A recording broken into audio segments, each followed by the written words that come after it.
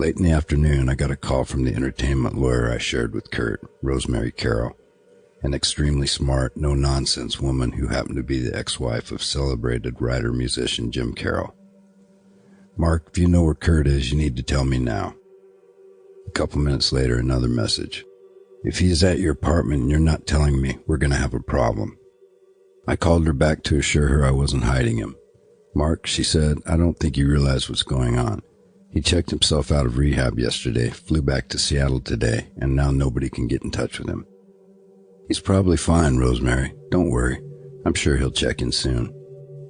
In fact, I had not known what was going on.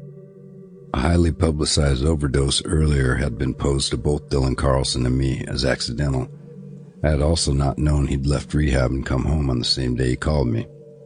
I called Kurt. No answer. I called our mutual friends, but no one had heard from him. I began to wonder if something was really wrong. I chastised myself for not answering the phone earlier, but I told myself, how could I know? How could I know what was really going on? How could I have known Courtney wasn't even there?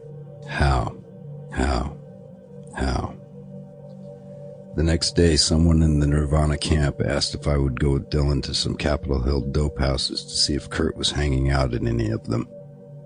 A private investigator Courtney had hired named Tom Grant picked us up. With money he supplied, we went from place to place, buying drugs and looking for Kurt to no avail. He couldn't be found.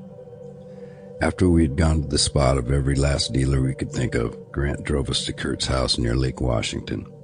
We went from room to room calling his name, but there was no answer.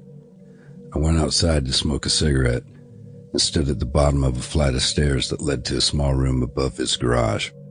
For a moment, I thought about going up and taking a look. Just then, Dylan and Grant walked out, ready to leave. I knocked the cherry off my half-finished smoke and put the rest in my coat pocket. For a brief second, I had a terrible premonition, but I shook it off and got in the car, eager to just get home and do my share of the heroin we had bought. A day or two later, Rosemary called me, her voice shaking with emotion, and delivered the news. Kurt's body had been found in the small room above his garage, the same room at which I had stood at the foot of earlier. A medical examiner judged his death to have taken place the same day we were at the house looking for him. I hung up the phone and burst into tears of remorse, self-hatred, and mountainous grief. I knew I would never get over his death. It would shadow me until the day I died.